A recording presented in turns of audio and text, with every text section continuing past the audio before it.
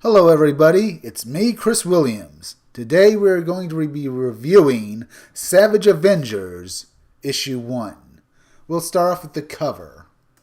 Once again, we're presented with a cover made by Frank D'Amata, who's also had help on it by David Finch. This cover is basically your basic MCU cover with a bunch of people with their heads and bodies floating, well, kind of floating. Are they supposed to be like standing on a hill with Wolverine out in front with his claws out? We have Elektra and Punisher just sort of standing there while Brother Voodoo is in a suit. Well, apparently, I guess Venom is on a hill higher than Conan. I'm not really quite sure. He might just be flying. All in all, it's a good cover. I think it should have been maybe doing an action shot. And the first page, we have an opera singer. We see a fat opera singer singing, well, obviously opera. You really don't understand why. Is this the lead up to some sort of joke? It seems like if you're going to do something like this for a title named Savage Avengers, you do something a bit more fearsome than just this. Well, for a page or so, we continue to listen to this singer before he ends up being kidnapped by the Hand and taken to the Savage Land. Here we can see a couple of pterodactyls flying over a primitive-looking barbarian city. And we see a couple of Egyptian female guards. Okay, ninjas, Egyptians, a Stargate, more Egyptians. So is this like the Savage Land, now Egypt? Because it does look like it's in a desert. I thought it was supposed to be a jungle. Okay, we find out that the Hand is working with this cult to raise a demon god to bring him to Earth. And what they need are sacrifices of powerful people. Either artists, politicians, athletes, or even warriors, just people who have accomplished something. Apparently, it makes their blood especially potent for this ritual. We see the cult leader ready to sacrifice him, and he ends up killing him by chopping his head off. And guess what? You know how I hate those pages where they just have the logo and list who works on this comic? Well, guess what? It doesn't appear till the third page. You know, it just stops the comic book right there. You know, you can just work it into the artwork with the logo and who worked on this comic book instead of wasting a whole page on this. But at least it's not the first page. We got actual first page. And here we have, of all people, Conan. Apparently Marvel has bought the, well, or at least got a lease on the rights on Conan so that they can put him in Marvel Comics. This has happened before, but usually he'd have his own comic, and it would be situated in Marvel's past in the Hyborian Age. Here we can see Conan killing ninjas.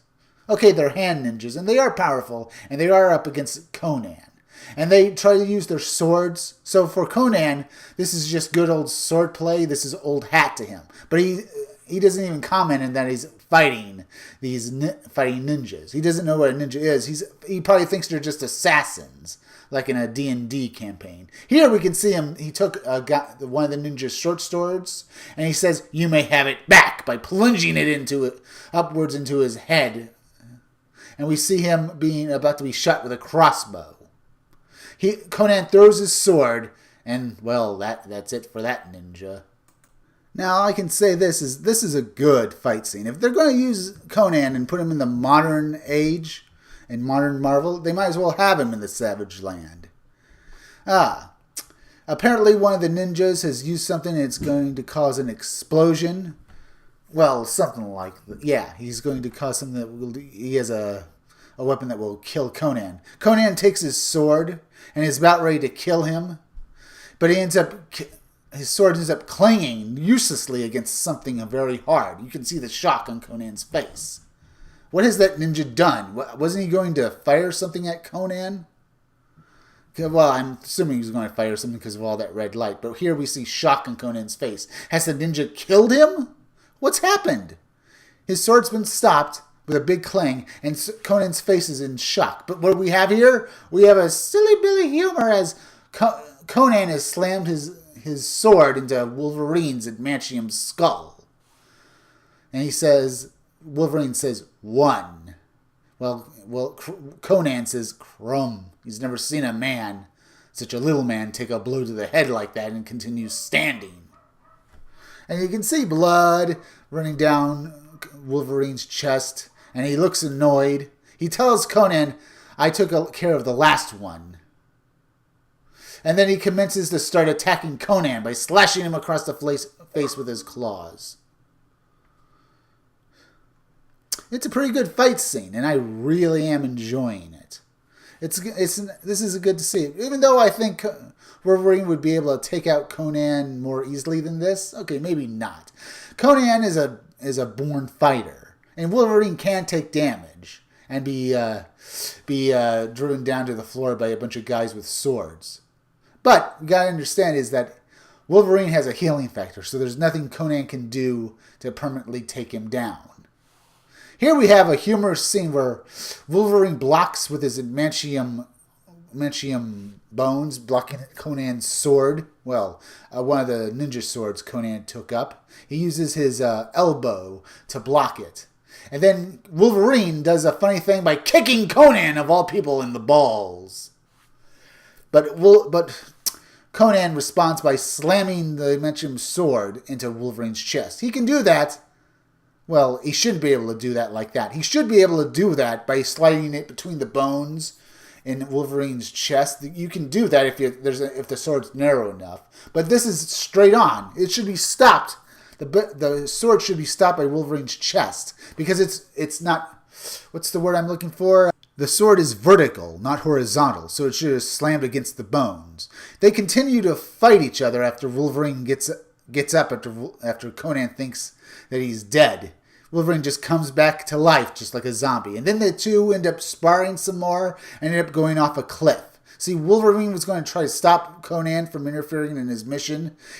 Conan was going to invade that city that opera singer had been killed in. And so Wolverine knew that if this barbarian interfered, that would probably cause immense amounts of damage and probably waylay his plans.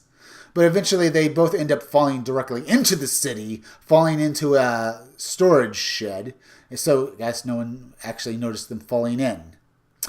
Afterwards, they end up becoming a bit of friends, but going their separate ways. Here we see Brother Voodoo, who's been hired by a woman.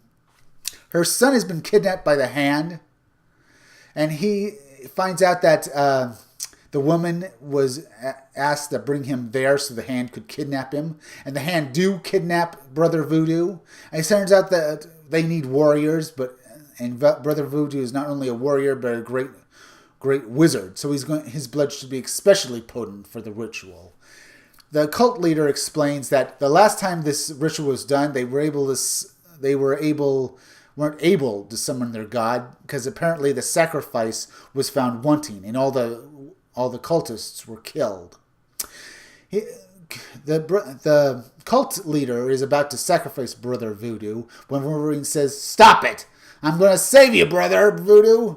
So hang on." But unfortunately, Wolverine is unable to prevent Brother Voodoo from having his throat slit.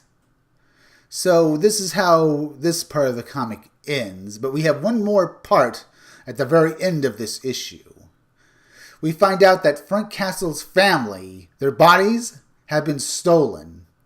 It turns out the Hand has stolen the bodies of Frank Castle's family, and this is all in an effort to get the Punisher to come to the Savage Land, because they need warriors with a fierce attitude and a killer instinct, all things the Punisher has.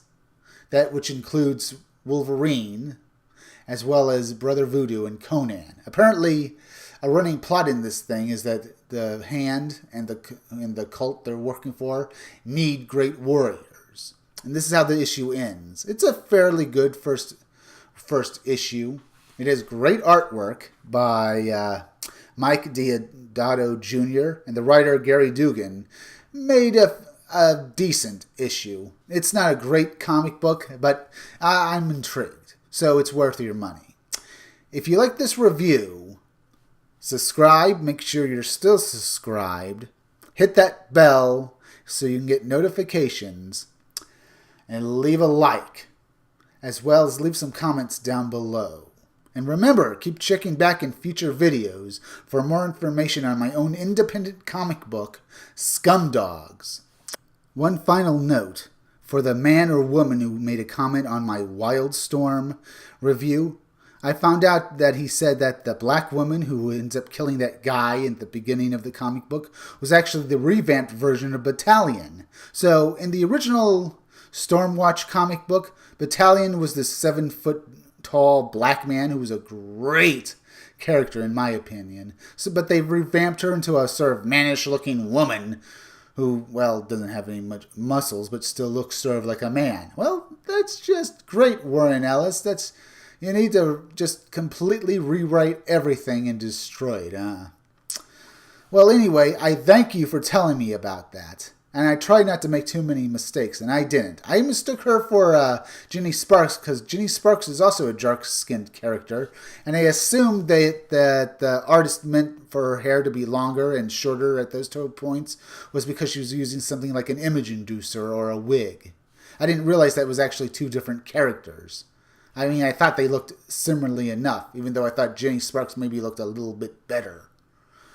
That's really great artwork. If you can't tell a man from a woman, or even the characters look similar enough because you don't care enough to actually tell them apart, or even draw them decently to make sure someone can tell them apart. Either way, thanks for the comment, and I hope you continue watching my videos. And everybody, all of you, I want you to all continue to like and enjoy my videos as well. So I'll be back again tomorrow with another video. This is Chris Williams, signing out.